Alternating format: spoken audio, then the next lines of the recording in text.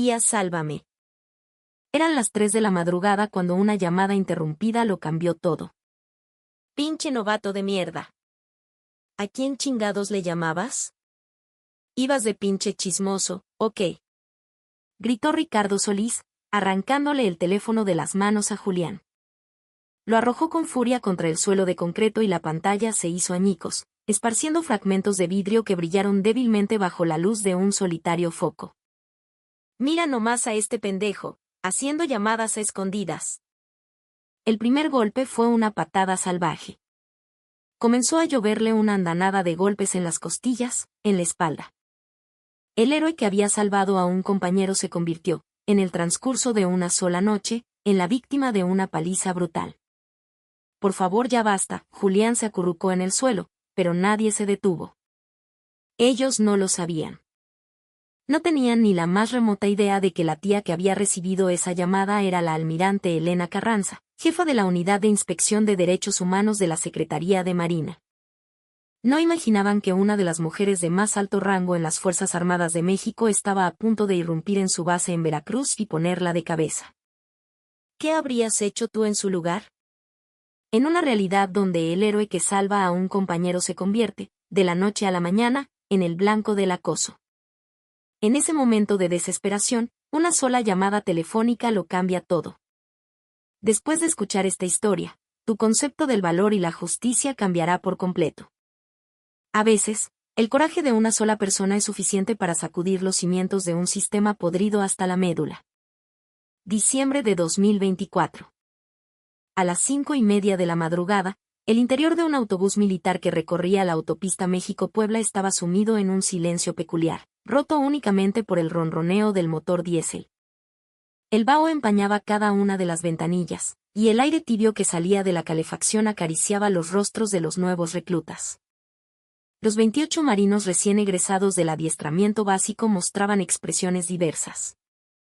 Algunos, fanfarroneando, hablaban en voz alta para ocultar su nerviosismo, otros simplemente miraban por la ventana, mordiéndose el labio. Sentado en el último asiento, junto a la ventanilla, Julián Mendoza miraba en silencio la pantalla de su smartphone. Un mensaje de su tía, Elena Carranza, seguía ahí, sin leer. Julián, cuídate mucho en la Marina. Tu tía siempre estará orgullosa de ti y te apoya incondicionalmente. Julián no borró el mensaje, pero tampoco respondió. Simplemente apagó la pantalla y guardó el teléfono en el bolsillo de su pantalón. Los recuerdos de su infancia pasaron fugazmente por su mente. Recordaba con claridad las reuniones familiares, donde observaba a su tía Elena. Siempre aparecía con su impecable uniforme de gala blanco, una figura imponente y segura de sí misma, incluso frente a su padre, un hombre severo y tradicional. La voz de la almirante Carranza resonaba en su memoria. Julián, un marino de verdad siempre defiende al débil. En eso consiste el verdadero honor. Pero en ese instante, Julián no quería compartir esas palabras con nadie. No quería que su apellido o la influencia de su tía le abrieran camino. Oye, Julián, ¿por qué tan callado? A su lado, Mateo Flores le dio un codazo amistoso. Mateo se había graduado del mismo centro de adiestramiento que Julián, el mismo día. Era de complexión delgada, apenas alcanzaba el 1,70 m, pero tenía una energía y una labia inagotables. Es que estoy algo nervioso, eso es todo, respondió Julián secamente. La verdad era que sentía algo más que nervios. Era una especie de terquedad, un profundo deseo de no querer una vida fácil gracias al nombre de su tía. Quería forjar su propio camino, como cualquier otro joven de su edad. Cuando el autobús entró en los límites de la ciudad de Veracruz, el aire cambió. Un olor a salitre y a mar se mezcló con algo más agudo, casi metálico, que le picó en la nariz. Las conversaciones de los reclutas fueron disminuyendo hasta convertirse en un murmullo. A través de la ventanilla, ondeaba la bandera de la Infantería de Marina, un ancla dorada sobre un campo rojo, el emblema de los guerreros del mar. Más allá, se extendía una interminable valla de alambre de espino. No mames, güey, ya llegamos. Esto es la Marina de verdad. ¡Qué chingón!, exclamó Mateo, emocionado, aunque su voz temblaba ligeramente.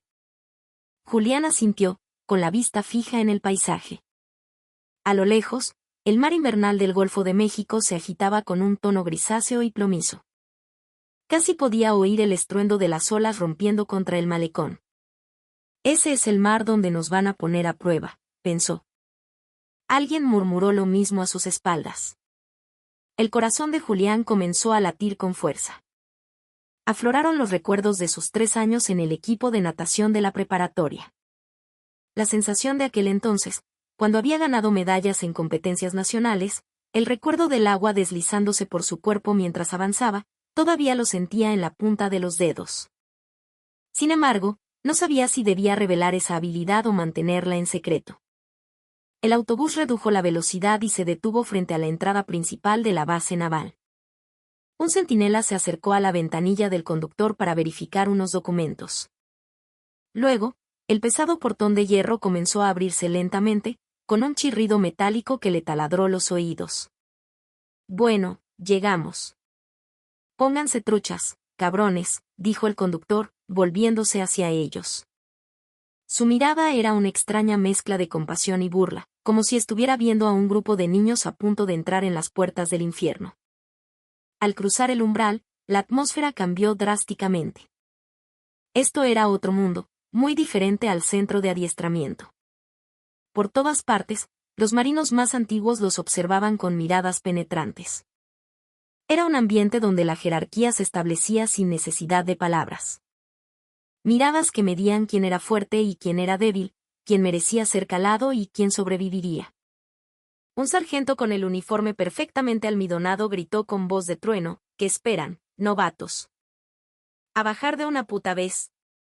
¿O se van a quedar ahí todo el día de pendejos? La voz afilada hizo que los reclutas bajaran del autobús en tropel. Julián se echó la mochila al hombro y lo siguió. En el momento en que sus botas tocaron el asfalto, una ráfaga de viento húmedo y salado le azotó el rostro. A lo lejos vio el edificio de los dormitorios, una construcción de concreto gris de 2 pisos. Todas las ventanas tenían barrotes de hierro, y desde los pasillos llegaba una cacofonía de risas, gritos e insultos de los marinos antiguos. Los novatos, instintivamente, encogieron los hombros. Julián apretó con fuerza las correas de su mochila. Debía asegurarse de que nadie supiera que su tía era la almirante Elena Carranza, la jefa de la Unidad de Inspección de Derechos Humanos de la CEMAR. Sabía que con solo mencionar su nombre, su vida en la base podría ser mucho más cómoda. Pero él no quería vivir así. El sonido de la frase, vive bien gracias a su tía, era algo que no estaba dispuesto a escuchar jamás. Formación. Rugió una voz desde algún lugar. Los reclutas, torpemente, comenzaron a formar una fila. Julián se colocó junto a Mateo. El olor del mar llegaba con más fuerza. Aún no sabía que en ese mismo mar le esperaba su primera gran prueba. Se juró a sí mismo que aguantaría solo. Sobreviviría por sus propios medios, sin depender del nombre de su tía. Ni en sus sueños más locos imaginó que esa decisión, ese juramento silencioso, se convertiría en la soga que más tarde le apretaría el cuello. El viento invernal de Veracruz sacudía los hombros de los reclutas, y a lo lejos, el rugido de las olas resonaba como un presagio. Era un nuevo comienzo, pero también el umbral de una terrible prueba. Una semana después de su llegada a la unidad, comenzó la primera prueba de natación. A las 5 de la mañana, toda la compañía se dirigió a la costa de Veracruz. El agua invernal del Golfo estaba helada, cortaba como un cuchillo. Las olas rompían contra los rompeolas, levantando una espuma blanca y furiosa, mientras el viento abofeteaba las mejillas de los reclutas. ¡Órale, novatos! Hoy van a probar el sabor del mar de verdad, gritó el sargento primero Arturo Vargas. El que se quede atrás, se va a la mierda. A sus 40 y tantos años, Vargas era el responsable de todo el entrenamiento acuático de la compañía. Era un hombre de complexión robusta, con el rostro curtido por el sol y una expresión de arrogancia perpetua. ¿Saben quién tiene el mejor tiempo de natación en esta unidad? Pues yo, pendejos. Mi récord lleva 5 años sin que nadie pueda romperlo. Los reclutas, parados en la orilla, ya estaban aterrados. La temperatura del agua era bajo cero, y al entrar, el frío les robaba el aliento. La mayoría, antes de que el agua les llegara a los hombros, ya temblaba incontrolablemente. Julián, en cambio, observaba el horizonte en silencio. Recordó sus días en el equipo de natación de la preparatoria. Las palabras de su entrenador resonaron en sus oídos: no veas el agua como un enemigo, sino como un amigo. Tienes que leer el ritmo de las olas. Julián inhaló profundamente, utilizando la técnica de respiración que su cuerpo conocía de memoria. Empiecen. Tienen que ir hasta aquella boya y regresar. Tiempo límite, 15 minutos. Al sonar el silbato, los 28 reclutas se lanzaron al mar. La mayoría chapoteaba torpemente. El agua helada los paralizó, impidiéndoles nadar correctamente, y pronto se quedaron atrás. Mateo era uno de ellos. A la verga, qué puto frío. Me voy a morir. Pero Julián era diferente. Leía el movimiento de las olas y extendía los brazos en brazadas largas y eficientes, cortando el agua con precisión. Su estilo libre era fluido y natural. Su sincronización para respirar era perfecta. Los 3 años de entrenamiento disciplinado salieron a relucir en ese momento de presión. Desde la orilla, las expresiones de los marinos más antiguos comenzaron a cambiar. Oye, mira a ese novato. No lo hace nada mal, dijo el cabo Ricardo Solís, más conocido como el Ricky, abriendo los ojos con sorpresa. A sus 25 años, era el que movía los hilos en los dormitorios, el mandamás extraoficial. Siempre estaba buscando la manera de quedar bien con el sargento Vargas. Julián ya había dejado muy atrás al resto de los reclutas. Al rodear la boya y emprender el camino de regreso, la distancia entre él y los demás se hizo aún mayor. Se movía por el agua como un pez, con una gracia y una fuerza que parecían imposibles. Sus movimientos eran armoniosos, sin un ápice de esfuerzo desperdiciado. ¿Ese güey es novato de verdad?, murmuró el marino primero Carlos Ochoa. A sus 24 años, era uno de los más veteranos en el dormitorio, pero prefería observar desde la distancia en lugar de involucrarse directamente. En ese momento, no apartaba la vista del rostro del sargento Vargas. Cuando Julián llegó a la meta, el cronómetro marcaba 9 minutos y 42 segundos. El segundo recluta en llegar lo hizo casi 3 minutos después. Julián ni siquiera parecía cansado, al contrario, una expresión de satisfacción iluminaba su rostro. Tiempo confirmado, informó el encargado del cronómetro. En ese instante, el aire se volvió denso. Las caras de los superiores se endurecieron al ver los números en el tablero. 9 minutos y 42 segundos. El récord de la compañía, que había permanecido intacto durante años, el récord del que el sargento Vargas se sentía tan orgulloso, 10 minutos y 15 segundos, había sido pulverizado de un solo golpe. El rostro de Vargas se congeló. El pilar de su identidad, el fundamento de su autoridad, acababa de ser demolido por un simple novato. Las décadas de orgullo militar que había acumulado se tambalearon en un instante. Vaya, vaya. No está mal. Un novato rompiendo el récord de un sargento, dijo el Ricky con una sonrisa que no llegaba a sus ojos. Su voz destilaba sarcasmo. Pero qué falta de respeto, ¿no? Un pinche novato sin consideración. Romper el récord de un superior en su primer día. Los demás marinos reaccionaron de forma similar. Aunque de sus labios salían palabras de admiración, sus miradas estaban cargadas de resentimiento. La opinión general era que el novato no sabía cuál era su lugar. El teniente de navío David Galván, comandante de la compañía, se acercó. Era un hombre de 38 años, con la mirada de alguien que ya ha visto demasiado. Marino Mendoza. ¿Dónde aprendió a nadar así? Estuve en el equipo de natación de la preparatoria, mi teniente, respondió Julián, sin darle mayor importancia. Pero esa simple frase complicó aún más las cosas. En el momento en que se supo que había sido un atleta, las miradas de los superiores se volvieron aún más gélidas. Ah, con que esas tenemos. Bueno, pues de ahora en adelante, espero que ponga el ejemplo en los entrenamientos de natación, dijo el teniente Galván. Sus palabras sonaban como un cumplido, pero Julián sintió una corriente de hostilidad en el ambiente. Escuchó murmullos a su alrededor. Si era atleta, ¿por qué no lo dijo antes? Pinche novato arrogante, no sabe ser humilde. El sargento Vargas no dijo una sola palabra. Pero la expresión de su rostro lo decía todo. Algo se había roto irremediablemente. El hecho de que un novato hubiera superado con tanta facilidad el récord del que se había jactado durante años había hecho añicos su orgullo. Levanten el entrenamiento. Regresamos a la base, ordenó Vargas. Su voz era la de siempre, pero con un filo cortante. Julián aún no entendía del todo qué línea había cruzado. Solo tenía la ominosa sensación de que algo iba muy mal, un peso que se instaló en un rincón de su pecho. De regreso a la base, sus compañeros lo miraban con una mezcla de asombro y admiración. Pero los ojos de los superiores eran diferentes.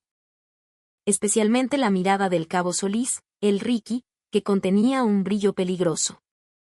Fue entonces cuando Julián se dio cuenta. Haber revelado su talento no había sido un honor, sino el posible comienzo de un desastre. Al día siguiente de haber roto el récord de natación, las cosas empezaron a cambiar. Fue un cambio sutil, silencioso, pero innegable. Por la mañana, Julián se despertó y descubrió que su litera había sido movida. El día anterior estaba en el centro del dormitorio, pero ahora había sido arrastrada a un rincón oscuro junto a la ventana. Oigan, ¿por qué está mi cama aquí?, murmuró Julián, pero nadie le respondió. El cabo Solís lo miraba fijamente desde el otro lado de la habitación, pero no abrió la boca. El marino primero Ochoa también fingió no darse cuenta, concentrado en hacer su propia cama. Novatos. Equipo completo. En 5 minutos los quiero formados en el patio de armas. La voz del sargento Vargas resonó en el pasillo. Julián se apresuró a preparar su equipo. Pero algo andaba mal. La mochila pesaba mucho más de lo normal. Las correas se le clavaban dolorosamente en los hombros. Comenzó la carrera con equipo completo. Un recorrido de 5 kilómetros. Normalmente, no habría sido un problema para él, pero ese día fue diferente. Apenas había corrido 1 kilómetro cuando sintió que los hombros y la espalda se le partían de dolor. Mendoza. ¿Qué chingados haces? Apúrate, le gritó Vargas desde atrás. Julián apretó los dientes y siguió corriendo. Pero su ritmo disminuía cada vez más. Sus compañeros ya le llevaban una gran ventaja, y él se quedó solo, rezagado. Al terminar la carrera, Julián revisó su mochila a escondidas. Al abrir un bolsillo interior, encontró varias bolsas de arena. Debían pesar al menos 5 kilos. Alguien las había metido allí a propósito. ¿Qué es esto? Justo cuando sacaba una de las bolsas, el Ricky Solís se le acercó. Vaya, ¿y eso qué hace ahí? La voz de Solís no denotaba sorpresa, sino una burla mal disimulada. ¡Qué novato tan pendejo! Ni siquiera puede cuidar su propio equipo. En el comedor, las cosas extrañas continuaron.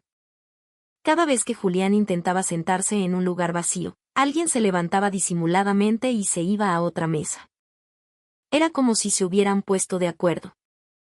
Al final, Julián siempre terminaba comiendo solo, en una mesa en el rincón más alejado. Oye, Mateo. Siéntate aquí, llamó Julián a su amigo. Mateo dudó un instante y luego empezó a caminar hacia él. Pero entonces sintió la mirada afilada del cabo Solís. Flores, ¿a dónde crees que vas?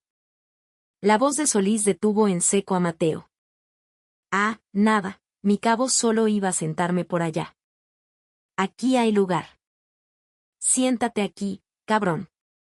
Finalmente, Mateo se dirigió a la mesa donde estaba Solís. Le lanzó a Julián una mirada de disculpa, pero luego desvió la vista, como si no pudiera hacer nada. Julián comió solo. La comida le supo más amarga que nunca, no por el sabor, sino por el peso de las miradas. En el dormitorio, el ambiente era el mismo. Si Julián se acercaba a un grupo, la conversación se detenía abruptamente. Todos fingían ignorarlo, concentrados en sus propias tareas. Era como si Julián se hubiera vuelto invisible. Esa noche, cuando todos los demás ya dormían, Mateo se le acercó sigilosamente. Oye, güey, perdón por lo de hoy en el comedor. No te preocupes. Entiendo que no podías hacer otra cosa, respondió Julián con calma, pero por dentro sentía una punzada de amargura. La realidad de que hasta su amigo más cercano tuviera que evitarlo era un golpe duro. Pero, ¿por qué están haciendo esto? No tiene sentido que te traten así solo por nadar bien, susurró Mateo, preocupado. Pero Julián no tenía la respuesta. Al día siguiente, en la enfermería, el teniente de navío David Galván revisaba los registros médicos. El nombre de Julián Mendoza aparecía con una frecuencia alarmante. Dolor muscular en el hombro, lumbalgia, múltiples abrasiones. Para ser un novato, sufría demasiadas lesiones. Qué extraño, pensó Galván, frunciendo el ceño. Recordó un ruido extraño que había escuchado la noche anterior, proveniente de un búnker abandonado detrás del gimnasio. Sonaba como si algo pesado golpeara contra una pared, seguido de un gemido ahogado. Pero Galván decidió no investigar más. Su evaluación para el ascenso estaba a la vuelta de la esquina. No quería crear problemas que pudieran afectar negativamente su expediente. Al final, en su informe, escribió una frase ambigua: se considera una situación normal dentro del proceso de adaptación a la unidad. Mientras tanto, el sargento Vargas llamó a Ricardo Solís a su oficina. Solís, ¿cómo va el novato? Hasta ahora, sin novedad, mi sargento. Aunque parece que tiene un carácter algo desafiante. Vargas sonrió con malicia. ¿Desafiante, dices? Bueno, entonces habrá que ponerlo a prueba un poco más. Si un novato no aprende a conocer su lugar desde el principio, más tarde será un problema grave. Entendido, mi sargento, respondió Solís, asintiendo. Un brillo peligroso destelló en sus ojos. A medida que la noche avanzaba, el aislamiento de Julián se hizo total. Nadie le hablaba, nadie le sostenía la mirada. Se sentía como un fantasma flotando en medio del dormitorio. Miró por la ventana y vio el mar invernal, oscuro como la boca de un lobo. Solo entonces comprendió que haber roto aquel récord no había sido un motivo de orgullo, sino el comienzo de una pesadilla. Julián suspiró en silencio y se cubrió con la manta. Pero el sueño tardó mucho en llegar. 3 semanas después de su llegada, se programó un entrenamiento nocturno en lanchas rápidas. El tiempo era pésimo. Las olas en el golfo superaban los 3 metros de altura y el viento cortaba como navajas. Los reclutas se ajustaron los chalecos salvavidas y subieron a las lanchas de goma. ¿Las olas están muy fuertes hoy? ¿Creen que sea seguro?, preguntó Mateo con voz temblorosa. ¿Desde cuándo un marino se queja del tiempo?, respondió fríamente el sargento Vargas. En una situación real, las condiciones pueden ser mucho peores. La lancha se adentró en el mar. Al principio, todo iba bien, pero a medida que se alejaban de la costa, el oleaje se intensificó. La embarcación subía hasta el cielo y luego caía en picado en profundos valles de agua. Los rostros de los reclutas estaban pálidos de terror. «Oigan, no pueden ir más despacio», gritó alguien, pero su voz se perdió en el rugido del motor. Y entonces sucedió. Una ola gigantesca los golpeó por el costado. La lancha se inclinó violentamente y luego volcó por completo. ¡Ah! El agua helada los engulló en un instante. Los reclutas luchaban por mantenerse a flote. Gracias a los chalecos salvavidas, no se hundieron, pero las olas furiosas los arrastraban de un lado a otro. «¡Ayúdenme! ¡Sálvenme!», gritó un soldado. Era Luis Jiménez, un chico de baja estatura que no sabía nadar. La corriente lo estaba alejando rápidamente del grupo. Los demás reclutas, también en peligro, no sabían qué hacer. El equipo de rescate tardaría demasiado en llegar. Alguien tenía que actuar antes de que Luis fuera arrastrado mar adentro. Mientras todos los demás estaban paralizados por el pánico, el cuerpo de Julián se movió por instinto. Se quitó el chaleco salvavidas y se lanzó al mar. El agua gélida lo envolvió, pero no dudó ni un segundo. Sus instintos de nadador competitivo se apoderaron de él.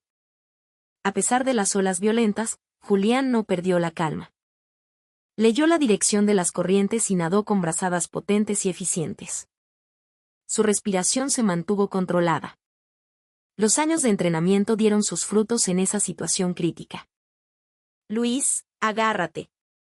Julián llegó hasta donde estaba Luis, que ya estaba casi inconsciente. Lo tomó por detrás y lo levantó lentamente hacia la superficie. Tranquilo, ya estás a salvo. Aguanta. El camino de regreso fue aún más difícil.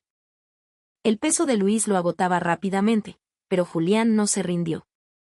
Con un brazo sostenía a su compañero y con el otro seguía nadando con determinación. ¡Ahí vienen!, gritó alguien. Julián y Luis habían logrado acercarse a los restos de la lancha. Los otros reclutas les lanzaron una cuerda y los subieron a bordo. Luis estaba inconsciente, pero respiraba. En ese momento, un sentimiento de orgullo y alivio llenó el pecho de Julián. La satisfacción de haber salvado una vida se extendió por todo su cuerpo. Sus compañeros le levantaron los pulgares, con expresiones de asombro y admiración. Pero al regresar a la base, el ambiente era extraño. Luis fue llevado a la enfermería y los demás reclutas regresaron a los dormitorios. Aunque algunos le decían que había hecho un gran trabajo, sus miradas eran incómodas. Julián Mendoza. Lo llamó fríamente el sargento Vargas. ¿Te das cuenta de que por tu culpa se arruinó todo el entrenamiento? Julián se quedó perplejo. ¿A qué se refiere, mi sargento? Deberías haber esperado al equipo de rescate. ¿Por qué te lanzaste por tu cuenta? Es una violación del protocolo. La voz de Vargas era afilada. Lo miraba no como a un héroe, sino como a la causa de un accidente. ¿Quién te crees que eres para tomar decisiones, novato de mierda? Un hombre casi muere. Oye, Solís, encárgate de educar a este novato. El Ricky Solís sonrió con desprecio. Sí, mi sargento. Lo educaré como se debe. Esa noche, a las 11, Julián fue arrastrado por Solís y Carlos Ochoa hasta la parte trasera del gimnasio. Allí había un viejo búnker de concreto. Al abrir la puerta, un olor a moho y sudor rancio le golpeó la cara. Adentro, una única luz fluorescente parpadeaba intermitentemente. Las paredes estaban desconchadas y el suelo cubierto de arena y polvo. Julián supo lo que estaba a punto de suceder. Oye, Julián. Hoy te luciste jugando al héroe, ¿verdad? Dijo Solís con sarcasmo. Pero aquí no necesitamos héroes. ¿Entendido? La primera patada le dio de lleno en las costillas. Le faltó el aire. La segunda en la espalda. La tercera en las piernas.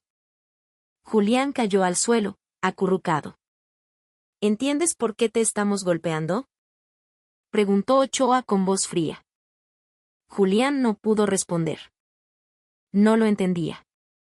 ¿Acaso era un error salvar a alguien? ¿Era un pecado nadar bien?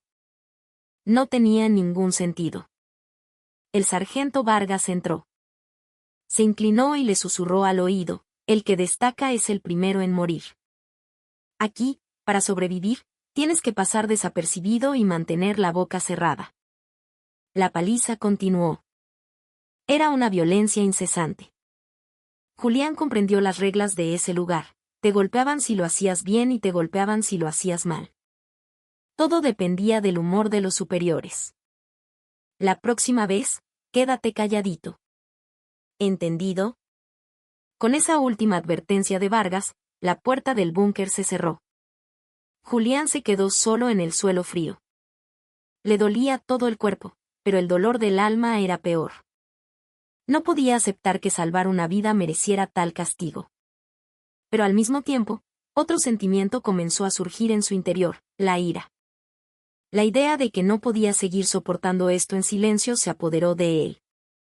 La mirada de Julián cambió. Ya no era el novato ingenuo que había llegado a la base. Aquella noche, de regreso del búnker, Julián se dejó caer en su litera. Pero el dolor en las costillas era tan agudo como un cuchillo que ni siquiera podía acostarse correctamente. Cada vez que respiraba, un dolor punzante le atravesaba el pecho. Se cubrió con la manta y cerró los ojos, pero su corazón latía con tanta fuerza que no podía dormir. El dormitorio estaba en silencio. Parecía que todos los demás soldados dormían profundamente, pero no era así. Si alguien dejaba escapar el más mínimo gemido, se podía sentir una tensión inmediata en el aire. Todos escuchaban, pero fingían no oír nada. Era un silencio pesado y cómplice. Julián metió la mano debajo de la almohada. Allí tenía escondido un viejo smartphone que había traído del centro de adiestramiento. Estaba estrictamente prohibido, pero lo había introducido a escondidas. Al encender la pantalla, el nombre de Elena Carranza apareció en la parte superior de su lista de contactos. La imagen de su tía vino a su mente, la almirante Carranza, siempre tan segura de sí misma en las reuniones familiares. Recordó su voz, hablándole sobre el honor y la misión de los marinos. Julián, un marino protege a los débiles. Ese es el verdadero valor. Pero llamar no era fácil. El miedo a que ella se decepcionara si le mostraba su debilidad lo paralizaba. Y una preocupación aún mayor era que lo acusaran de usar el nombre de su tía para obtener favores. Sentía que todo el orgullo por el que había luchado hasta ahora se derrumbaría. Dejó el teléfono y lo volvió a coger docenas de veces. Le temblaban tanto los dedos que apenas podía tocar la pantalla. Le dolía el cuerpo, pero el corazón le dolía aún más. La desesperación de tener que vivir así lo aplastaba. De repente, escuchó la voz del cabo Solís en el pasillo. ¿Julián Mendoza? Los pasos se acercaban. Julián escondió rápidamente el teléfono bajo las sábanas. Pero los pasos no se detuvieron, se dirigían directamente hacia el dormitorio. Algo me dice que ese pendejo está tramando algo, murmuró Solís desde la puerta. Julián contuvo la respiración, pero el latido de su corazón era tan fuerte que temía que lo delatara. Finalmente, cuando el único pensamiento que le quedaba era el deseo de sobrevivir, marcó en silencio el número de su tía Elena. El teléfono sonó 2 veces. Y luego escuchó una voz familiar. Bueno. Tía. Fue lo único que logró decir. En ese instante, la puerta del dormitorio se abrió de golpe. Ricardo Solís irrumpió y lo miró con furia. ¿Qué chingados estás haciendo? ¿Por qué tienes un teléfono aquí? Solís se abalanzó sobre él y le arrebató el teléfono de las manos. Sin dudarlo, lo arrojó al suelo. Con un ruido seco, la pantalla se hizo añicos. La llamada se cortó. Este hijo de puta estaba haciendo llamadas a escondidas. Comenzó a patearlo de nuevo. En las costillas, en la espalda, en las piernas. Le dolía donde ya le dolía. ¿A quién le llamabas? ¿Ibas a acusarnos con alguien? Julián se acurrucó. No podía responder, y tampoco quería hacerlo. Los insultos de Solís le llegaban como un eco lejano, su mente estaba en blanco. No vuelvas a hacer una pendejada así. ¿Entendido? Con una última patada, Solís se fue. El dormitorio volvió a quedar en silencio. Pero Julián podía sentir que la respiración de los demás soldados era ahora más cautelosa. Todos estaban despiertos, escondidos bajo sus mantas, conteniendo el aliento. Mientras tanto, en la Ciudad de México, en las oficinas centrales de la Secretaría de Marina, la almirante Elena Carranza trabajaba hasta tarde. A sus 48 años, como jefa de la Unidad de Inspección de Derechos Humanos, revisaba montones de expedientes. Trabajar hasta altas horas de la noche con una taza de café era parte de su rutina. Cuando sonó el teléfono, se detuvo un momento. En la pantalla apareció el nombre de su sobrino, Julián. Le extrañó la hora, pero contestó. Bueno. Tía. Elena no pasó por alto el temblor en esa única palabra. Un presentimiento, una certeza de que algo andaba terriblemente mal, la atravesó como un rayo. Pero al instante siguiente, la llamada se cortó. El silencio del teléfono le zumbó en los oídos. Se quedó mirando el aparato, aturdida. La desesperación en la voz de su sobrino le había clavado un puñal en el corazón. De repente, un viejo recuerdo afloró. 25 años atrás, cuando era una joven teniente en la infantería de marina.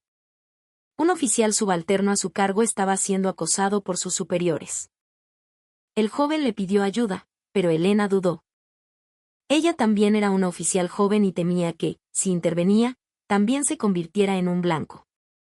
Al final, hizo la vista gorda. Unas semanas después, el joven oficial se quitó la vida. El sentimiento de culpa la había acompañado durante 25 años. Se había prometido a sí misma que nunca más permitiría que algo así volviera a suceder. Y ahora, en la voz de su sobrino, había sentido la misma desesperación. Elena se puso de pie. Sentía una opresión en el pecho. Si volvía a ignorarlo, sabía que nunca podría volver a mirarse al espejo. Esto no era solo el problema de su sobrino, era un problema de toda la institución.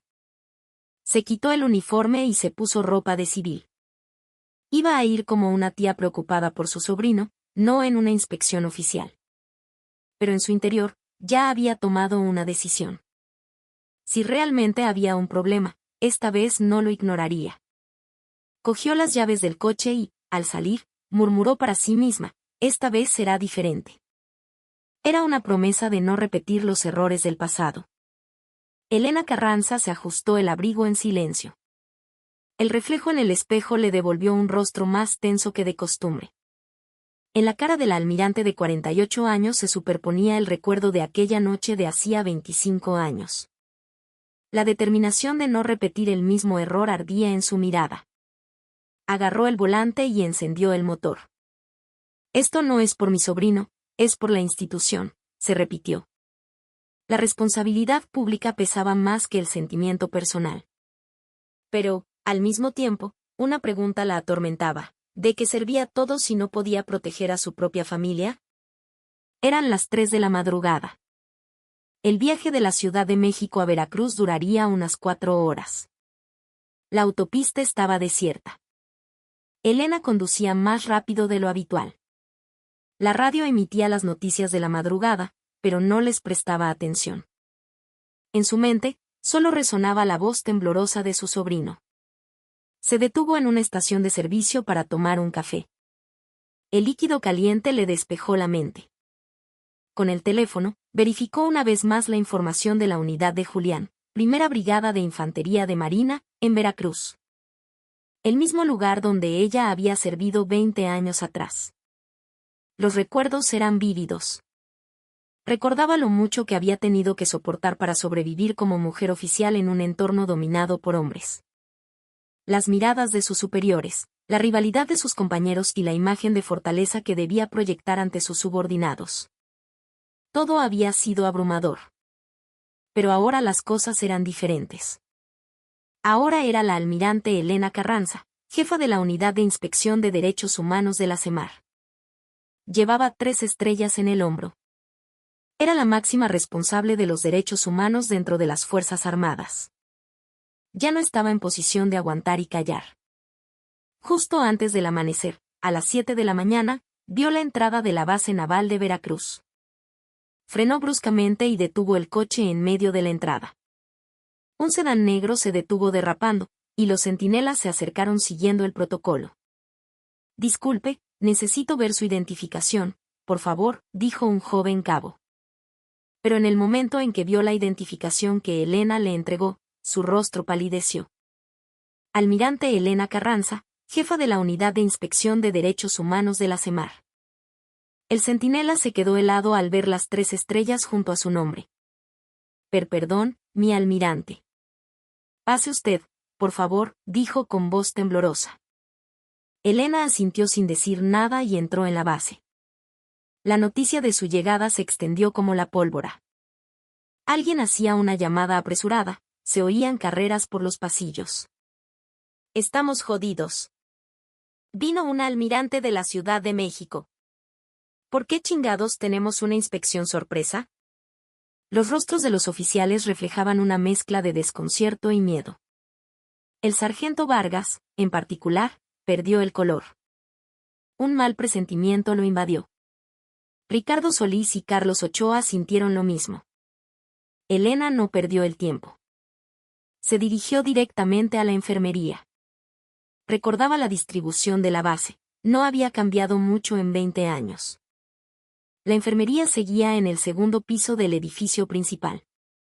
La oficial médico, la teniente de fragata Sofía Herrera, ya estaba allí. A sus 34 años, llevaba 3 años trabajando en la enfermería de la base. Había llegado temprano porque, la noche anterior, el marino Julián Mendoza había vuelto a solicitar atención médica. Otra vez herido, suspiró Sofía mientras revisaba el historial de Julián. En las últimas semanas, el mismo paciente había acudido con demasiada frecuencia. Contusiones en las costillas, contracturas en la espalda, esguinces en el hombro. Por separado, parecían lesiones menores, pero juntas formaban un patrón sospechoso. ¿Será esto realmente un accidente de entrenamiento?, se preguntó. Sofía tenía sus dudas, pero como el paciente no decía nada, no podía hacer mucho. Sin embargo, había tomado notas detalladas junto a los registros médicos. Pensó que algún día podrían ser necesarias. Justo en ese momento, la puerta de la enfermería se abrió. Una mujer con el rango de almirante entró. Sofía se sobresaltó y se puso en posición de firmes. Buenos días. Teniente Herrera, ¿verdad? Necesito hablar con usted sobre el marino Julián Mendoza. La voz de Elena era tranquila, pero firme. En ese instante, Sofía lo entendió todo. Supo a quién buscaba la almirante y tuvo la certeza de que sus sospechas eran correctas. Sí, mi almirante. Pero, ¿dónde está el paciente ahora? Está en una de las camas del fondo.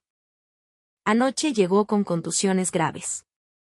La expresión de Elena se endureció. Apresuró el paso hacia las camas. Al descorrer la cortina, vio a Julián acostado. Su rostro estaba pálido y tenía un vendaje alrededor de las costillas. Por un momento, el corazón de Elena estuvo a punto de romperse. La imagen de su sobrino sonriente de niño se superpuso con la imagen que tenía delante. Pero Elena reprimió sus emociones. Ahora no era el momento de ser tía, sino investigadora. Julián abrió los ojos. Se sorprendió al ver a Elena. «Tía, ¿qué haces aquí?» Julián, Elena le tomó la mano. Su voz seguía siendo serena. «¿Puedes contarme qué pasó?» Julián guardó silencio. Quería hablar, pero tenía miedo. No quería involucrar a su tía en esto. Fue solo un accidente durante el entrenamiento. ¿De verdad? La mirada de Elena se agudizó. Con décadas de experiencia, podía detectar una mentira al instante. Julián, esperaré hasta que estés listo para hablar. Pero quiero que sepas que, sin importar lo que decidas, estoy de tu lado hasta el final. Esas palabras comenzaron a abrir una brecha en la coraza de Julián. Había intentado aguantar solo, pero había llegado a su límite. El simple hecho de que alguien le dijera que estaba de su lado era un consuelo inmenso. Tía, la llamó con voz débil. ¿De verdad estarás de mi lado, pase lo que pase? Por supuesto, respondió Elena con firmeza. Porque antes que mi sobrino, eres una persona. Mientras tanto, la base estaba en un caos. El rumor de que un almirante estaba en la enfermería se había extendido y los oficiales se habían reunido, nerviosos. Vargas y Solís, en particular, estaban inquietos. Esto huele mal, murmuró Vargas. Una visita sorpresa de un alto mando nunca era una buena señal. Y menos de la jefa de la Unidad de Inspección de Derechos Humanos. Significaba que había un problema. El teniente Galván sentía lo mismo. Todos los asuntos que había ignorado convenientemente volvieron a su mente. Las frecuentes lesiones de Julián, los ruidos extraños del búnker, todo lo que había decidido pasar por alto. Elena se volvió hacia la teniente Herrera. Muéstreme todos los registros médicos del marino Julián Mendoza. Y dígame todo lo que le ha parecido sospechoso hasta ahora. Sofía asintió. Sintió que por fin había llegado el momento de hablar. Sí, mi almirante. De hecho, ha habido muchas cosas extrañas. Nadie sabía todavía que ese momento sería el punto de inflexión que lo cambiaría todo. Pero en los ojos de Elena Carranza ya había una resolución de acero. Esta vez, no haría la vista gorda. A la mañana siguiente, a las 9 en punto, los oficiales de la compañía fueron convocados de urgencia a la sala de juntas sin saber el motivo. El sargento Vargas, el cabo Solís, el marino primero Ochoa y el teniente Galván estaban presentes. La ansiedad y el desconcierto se reflejaban en sus rostros. En la pantalla del proyector apareció la primera imagen, el interior del viejo búnker detrás del gimnasio. La arena y el polvo esparcidos por el suelo, y en la pared, unas manchas oscuras que parecían ser de sangre. El rostro de Vargas se contrajo. A continuación, se proyectó un video del entrenamiento nocturno. Se veía a Julián lanzándose al mar embravecido para salvar a Luis Jiménez. Inmediatamente después, otra escena mostraba la silueta de ese mismo Julián siendo arrastrado hacia el búnker. La transformación de héroe a víctima en un instante. ¿Qué es esto?, preguntó Vargas en voz alta. Pero la mirada fría del almirante Carranza lo silenció. Finalmente, apareció en pantalla una parte del historial médico de Julián. El patrón recurrente de contusiones en las costillas, contracturas en la espalda y esguinces en el hombro era evidente. La verdad oculta se desplegaba ante sus ojos. La teniente Sofía Herrera dio un paso al frente. Su voz, normalmente tranquila, temblaba. Durante meses, he estado tratando las lesiones del marino Mendoza, y llegué a la conclusión de que no podían ser simples accidentes de entrenamiento. Sofía desplegó los documentos que había preparado. Este tipo de hematomas no se producen por una caída. Y este patrón repetitivo es demasiado regular para ser una coincidencia. Sus meticulosos registros eran un testimonio más elocuente que cualquier palabra. Las notas escritas junto a las fotos no dejaban lugar a dudas. Mateo Flores se adelantó, con las piernas temblando. Al principio, mantuvo la cabeza gacha, pero de repente rompió a llorar. Julián me dijo que si hablaba, no era por él, sino por los próximos novatos que llegaran. La voz de Mateo se quebró. Fui un cobarde. Vi cómo golpeaban a mi amigo y no hice nada por miedo a que me hicieran lo mismo. Escuché los ruidos del búnker y fingí no oír nada. Su confesión continuó. También vi cuando le metieron las bolsas de arena en la mochila. Y lo de evitarlo en el comedor, todo fue planeado. Fue una orden del cabo Solís. El rostro de Ricardo Solís se puso pálido como el papel. Pero no podía negarlo. Las pruebas eran demasiado contundentes. Al principio, el sargento Vargas intentó defenderse, apelando a la disciplina y la tradición. Esto es una vieja costumbre de la infantería de marina. Es para forjar soldados fuertes. Pero el video que se reproducía de nuevo en la pantalla silenció sus palabras. La imagen de Julián arriesgando su vida para salvar a un compañero, contrastaba con la de ese mismo héroe siendo golpeado en el búnker. ¿A eso le llama tradición? La voz de Elena estaba cargada de ira. ¿Me está diciendo que tratar así a un soldado que ha salvado una vida es la tradición de la infantería de marina? Vargas no pudo decir nada más. Tuvo que admitir que no se trataba de tradición, sino de violencia y orgullo herido. Todo porque un novato había roto el récord del que se había jactado durante años. Se anunciaron los resultados de la investigación. El sargento primero Arturo Vargas fue relevado de su cargo por abuso de autoridad y agresión sistemática, y sería sometido a un consejo de guerra. Las décadas de carrera y sus aspiraciones de ascenso se desvanecieron en un instante. El cabo Ricardo Solís, por liderar directamente los actos de violencia, fue arrestado y sentenciado a prisión militar. Todos sus esfuerzos por ganarse el favor de sus superiores para ascender se habían convertido en cenizas. El marino primero Carlos Ochoa recibió una sanción disciplinaria severa por su complicidad pasiva. Tendría que vivir el resto de su vida con la vergüenza de su servicio militar. Finalmente, el teniente de navío David Galván dio un paso al frente. Admitió su propia cobardía por haber ignorado todo lo que estaba sucediendo. Yo lo sabía, dijo con voz temblorosa. Sabía de los ruidos en el búnker, de los extraños informes médicos, lo sabía todo. Pero me preocupaba mi ascenso y mi evaluación, así que hice la vista gorda. Ese fue mi mayor pecado. Inclinó la cabeza ante los miembros de la unidad. De ahora en adelante, nunca olvidaré que el verdadero deber de un comandante es proteger a sus hombres, por encima de cualquier ascenso. Elena Carranza habló por última vez. El honor de un marino no proviene de atormentar al débil. Proviene de protegerlo. Esa frase resonó en la sala de juntas. Todos los oficiales bajaron la cabeza. En ese momento, comprendieron en lo más profundo de su ser el verdadero espíritu de la infantería de marina. La justicia había prevalecido. La lógica del más fuerte que aplasta al débil había llegado a su fin. Era hora de demostrar lo que significaba el verdadero valor. Meses después, el paisaje detrás del gimnasio había cambiado por completo. El viejo búnker, símbolo de oscuridad y miedo, fue demolido.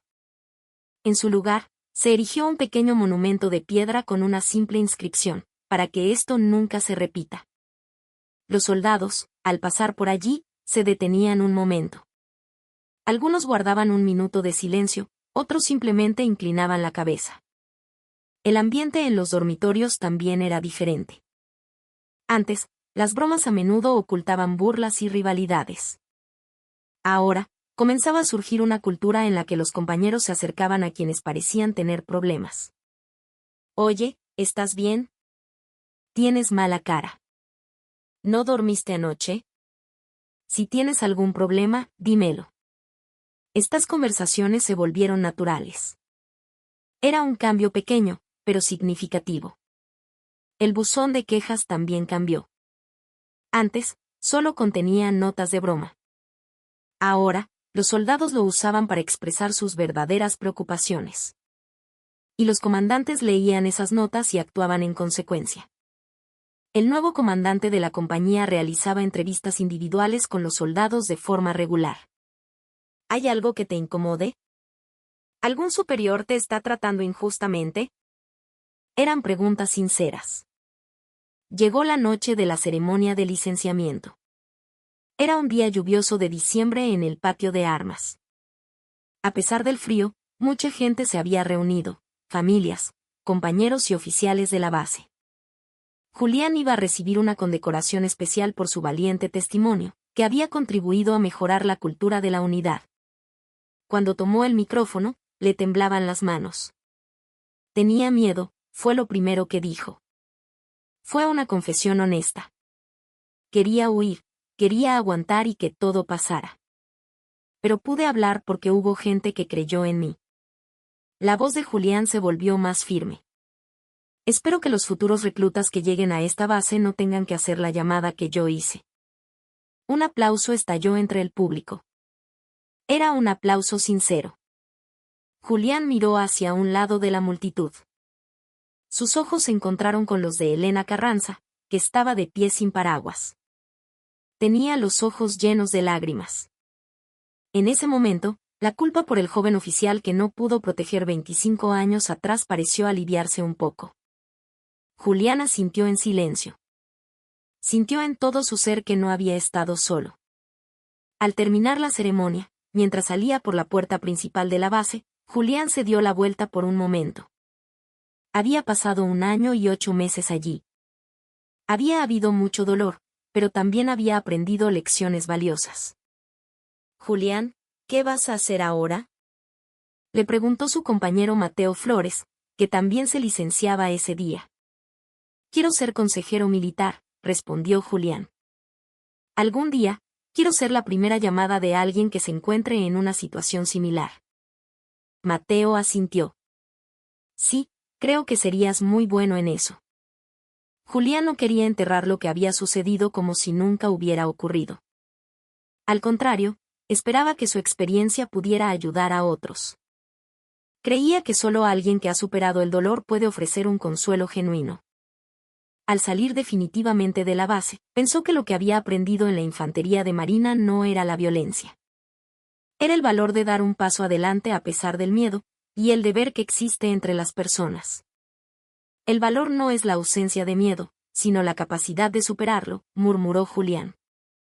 Eran las palabras que su tía Elena le había dicho cuando era niño. Ahora, por fin, entendía su verdadero significado. Años después, Julián se convirtió en consejero militar. En su oficina, tenía un pequeño cuadro con una frase: sé la primera llamada de alguien. Una noche, recibió una llamada. Era un joven soldado con la voz temblorosa. Consejero, por favor, ayúdeme. Julián respondió con calidez. Tranquilo. Habla despacio. No estás solo. Y así comenzó una nueva historia de esperanza. La historia de una persona que superó el dolor y se convirtió en una luz para otros. Un hermoso ciclo que continuaba. En este mismo momento, en algún lugar, hay alguien que está aguantando solo, al igual que Julián. Alguien que piensa que pedir ayuda es una muestra de debilidad. Pero recuerda, el valor no es la ausencia de miedo.